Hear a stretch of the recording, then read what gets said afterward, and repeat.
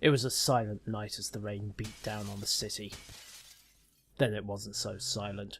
I'd gone through 2 plate glass windows like a debtor's kneecaps, and now all I wanted to do was lie on the floor and bleed, but my phone had other ideas.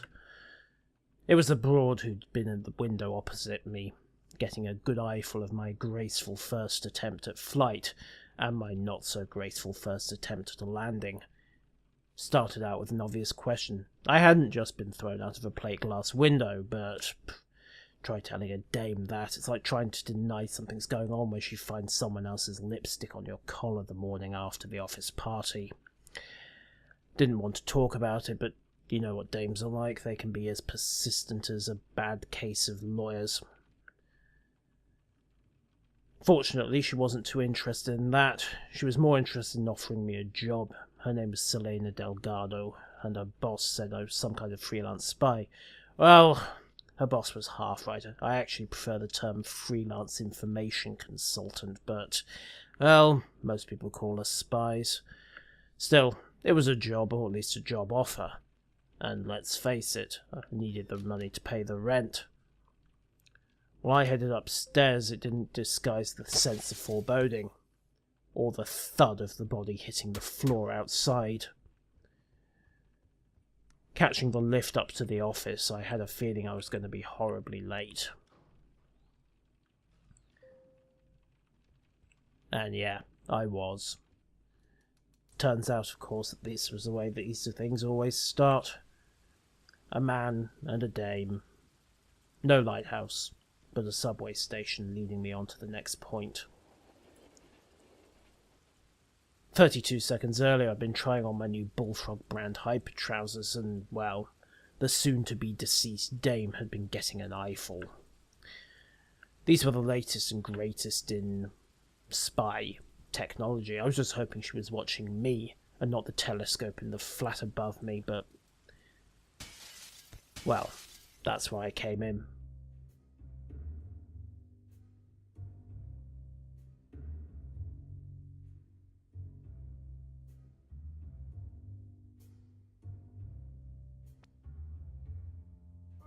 While I was on the subway and trying not to think about the fact that I left fingerprints all over a cooling corpse, I got another call from Melanie Rook. She was the owner of the joint where Selena had worked and where she died. I had time to talk. Let's face it, it was awful convenient that she was calling up just after one of her employees had been terminated. But a blunt denial helped. Unfortunately, it wasn't going to help me with the cops, because the East Point police weren't too keen on little details like being in the elevator after the shots were fired. And let's face it, security camera timestamps can be faked. So I had to agree I was indeed boned if they got hold of me. Luckily, Rook had a plan. Erase the footage, no evidence tying me to the crime scene, except, of course, the record of this text conversation with the phone company, but hey, conspiracy murder does at least get you slightly less chance of going to Sing Sing and doing the sit-down dance than it was for actual murder. Still curious as to why she couldn't wipe it remotely, but then the dame had a point. The only reason you have remote storage is so you can't get to it, at least not easily enough to wipe it. The Port Heath security was my first port of call, after I got a few upgrades, most notably the Bullfrog jump strength. Next stop was to be caught on camera, or rather, to erase the evidence of being caught on camera. Top floor of the building was easy enough, but getting in, well, turns out, being the boss has its perks. Just open the front door and walk on in. All I had to do then was find the mainframe, wipe the data, nice and simple. Problem was, the subway station was on the wrong side of the building. Front door was the other side, so this was where the Bullfrog came in. This is why us spies like these new hyper trousers. Jump 3 stories, don't have to worry about the landing on the other side. Well, except maybe if you want to keep your dignity going. Switched off the lights just to be safe and then took the elevator up. They'd taken all the donuts from the conference room, more's the pity, but the laptop on the other side had some interesting info. Julian Mayfield, Chief of Police, and a pain in the backside for us freelancers. Of course, technically he was a freelancer now as well, since East Point Police Department was now a private security firm. City government had, well, let's just say there'd been some unfortunate allegations about the mayor, half a dozen blondes, and some marching powder. Nothing was proven, of course, because anyone who made an allegation tended to be found at the bottom of the canal the next day. Taking the quick route out and back into the subway, I decided to double check in. I'd made a bit of noise on the run, but I was still a gentleman and a ghost. A very polite ghost, apparently. 1 down, 3 to go. Not particularly good job, but it had been done. There were 4 more facilities to wipe. Slightly better guarded, but hey. Rook sent me the next address to Proudmoore Drive and left me to get on with it. While I rode the subway, I had plenty of time to consider whether or not I needed to upgrade the Bullfrog again. Decided I did. I hadn't quite been able to clear the roof in a single bound, but hey, some simple details you have to take care of. So the Westfield Security Facility. Unfortunately there were guards on this one. 2-bit rent-a-cops most likely, but they were there all the same. The guard had his back to me, and luckily he'd left both doors open. I don't know why he'd done that, it must have been quite the draft, but it wasn't really a concern, after I'd knocked him to the ground. A single punch took him out, but I'd had a really bad day, and frankly, I just wanted to unleash some tension. The voices in my head were telling me to stop, but I wasn't listening. This felt good. Real good. After all, a man can only go through so many plate glass windows before he needs to blow off some steam. It was when the voices started questioning about things like achievements that I started to wonder if this was a good thing to do. But after 120 blows, my knuckles were raw, so I left what was left of the guard behind and switched off the lights. At least he wouldn't have to worry too much beyond a raging hangover. His other buddy, well, he was on the other side of a locked door, so I needed a way to get him out. Luckily, there's an easy way to do these things.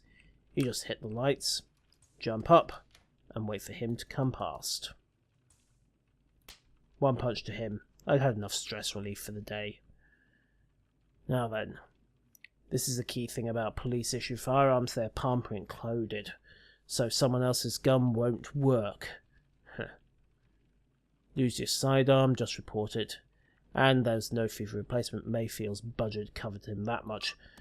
I suppose we should be grateful for one thing. At least they're not lawgivers. Last thing you need is a perp suffering a bad case of lost hand because he tried to borrow someone else's gun. Or another copper for that matter. Apparently the personal injury lawyers had had an absolute field day when they tried to introduce that policy.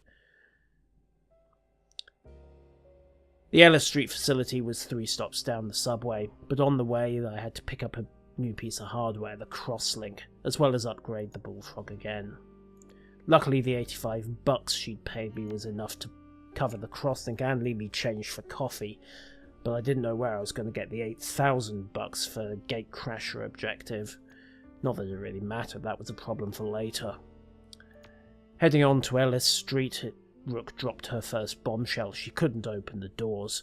Luckily there were no guards working that night, so at least I wasn't going to have to bruise my knuckles again. Easy enough. The crosslink gives you an option.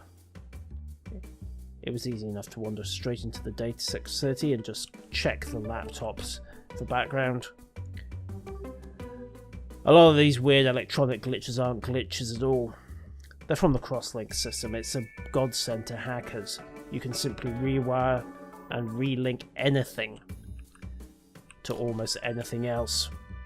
If there's an integrated electronic circuit in a building, turns out it now works for me. Simple enough to just pull the wipe and then leave. Nice, discreet, and easy. Still needed to work on my landings though, I thought, as I got myself off the ground and dusted down the coat. Still, no witnesses, no noise. A+ rating. Loxley Close was the next stop. There are some power sockets in that building. Turns out they aren't built to code. So, hey, if someone happens to be standing near to them when you do an override, well, the guard gets a bit of a shock, in more ways than one. The first guard, of course, got a simple pounce, and then a punch to knock him out. What followed then was a simple matter of rewiring the light switch, and then hitting the switch. With the guard unconscious, it was easy enough just to walk up to the building, amble on in, and dump the data. Short, sweet, and easy. Best kind of job. And of course, switch the lights off on the way out. Maybe. Cutting back into the crosslink gave me the option to open the doors, and then simply leave. 2 guards sleeping on duty. DataSec were going to have to do some explaining on that one. Final stop was the DataSec place on Gershwin and 4th. Biggest, heavily guarded, toughest nut to crack in this part of the city. But after this there'd be no evidence linking me to the murder, except of course for what Rook had in her facility that she wasn't telling me about, because let's face it, no one loses blackmail evidence like that. There wasn't anything else to buy at this point, so I simply headed on with the mission and got off the subway at Gershwin and 3rd before ambling down. While I was on the street and trying to watch 15 potential muggers at once, Rook called me again. This was the last facility with a copy of the footage, but it was on 3 different servers. Turned out Rook had a bit of a backup addiction. Maybe she was paranoid, maybe she was justified. Then again, well, suspected murderers break in all the time apparently, especially when they're being hired by the people whose building they broke into in the first place. This building really was going to be a tough nut to crack. Guard on the upper floor meant I couldn't simply go up for the roof, which left the first floor as my main point of entry. Someone had left a door unlocked. Careless, but handy, and besides, these guys want a take-home of maybe $300 a month. Checking the crosslink gave me no real options, although that power socket did give some opportunities. So a little rewire there, and then a flick switch to get the guard's attention, before another flick buzzed him out and left him out for the count. With that done, I had access to the stairwell heading up, got me behind guard number 2, and a pounce there took us both down to the floor. Unfortunately, that was where the good news stopped, because the guard had splashed on the way down and now his buddy was awake. On the bright side, said buddy wasn't too smart, because he was now patrolling right past the stairwell. And a simple punch took him out of commission. First server went to the hack, and it opened as easily as a door with no keys. No lock, and in fact, no hinges either. Perhaps that was a bad analogy, I don't know. Didn't really care, I thought, as I went on to the second computer and dumped the next copy of the footage. Third computer was going to be a problem. The guard was looking away now, sure, but the moment the elevator got to the bottom, the bell was going to get his attention. So what happened was simple enough. Ride the elevator back up to the top, and while Mookhead was watching the lift, just take the stairs instead. The exercise was always good. So was the stress relief. The hack of the final terminal erased the last of the surveillance data and gave me an out. Could call the elevator. Could also check the laptop.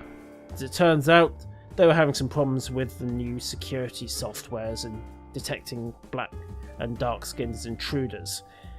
Turns out it was anyone who didn't match the local database, so that was a rumour.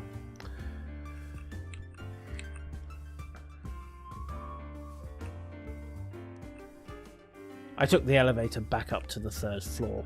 and then realised I could have just taken the stairs instead to make a quick exit. Didn't really care at that point. More interested in not breaking the building on my way out, and remembering that I already had broken at least one window, so didn't much care. A simple exit via the top floor gave me another option. I still need to work on my landings though.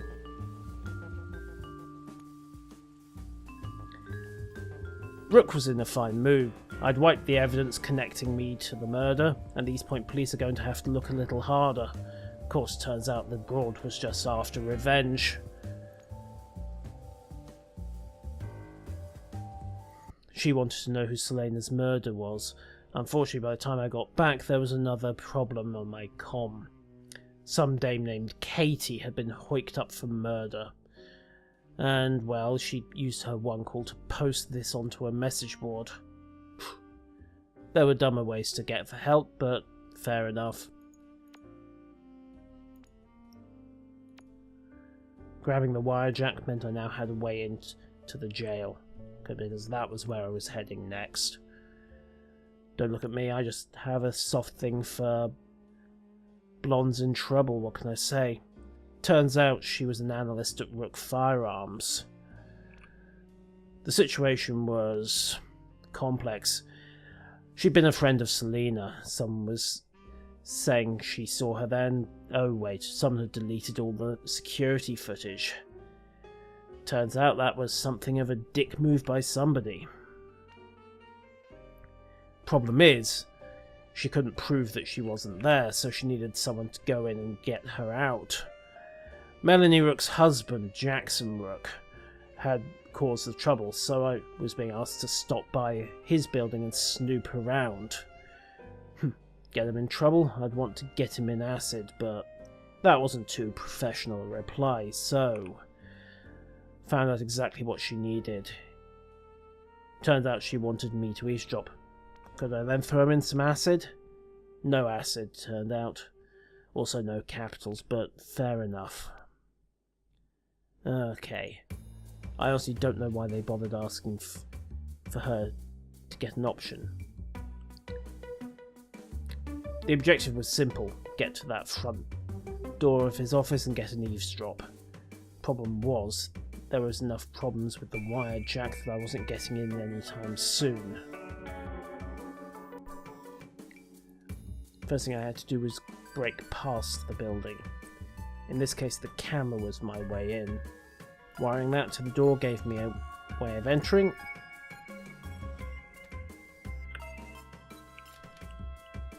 And that gave me a nice little option. Unfortunately, I couldn't rewire the green circuit, so I needed to get to it first of all. That was easy enough to do, and breaking the wire jack got me an option into the green.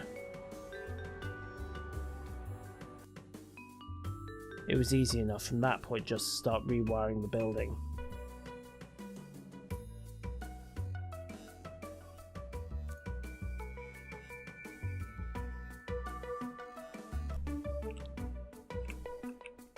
Specifically in this case, I needed to wire the main server to get me in.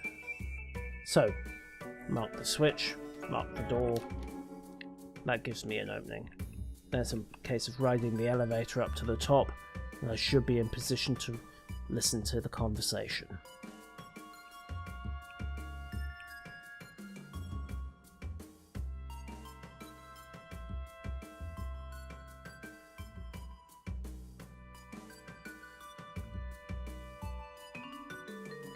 Turns out that Rook's husband was just a little bit paranoid as well. He knew he was being bugged, and it's, well, not the 90s anymore. And Intech were aware of the conversation, so I decided to leave rapidly.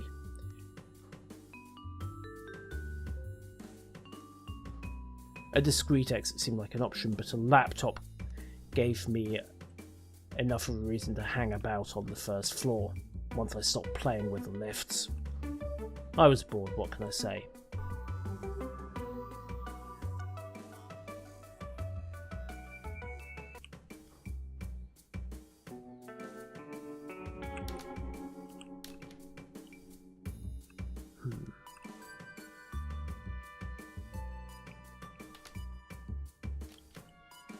It turned out that the device I was up against was a motion detector that sealed the door. An easy enough device to break out. And while I was there, I could just hack the laptop. Turned out Katie had been in touch with Melanie. What her in-tech's thinking? Who knows? Turns out there's a little bit of industrial espionage going on. No matter, we knew that they were trouble. All I had to do now was leave quietly and not make any noise on my way out.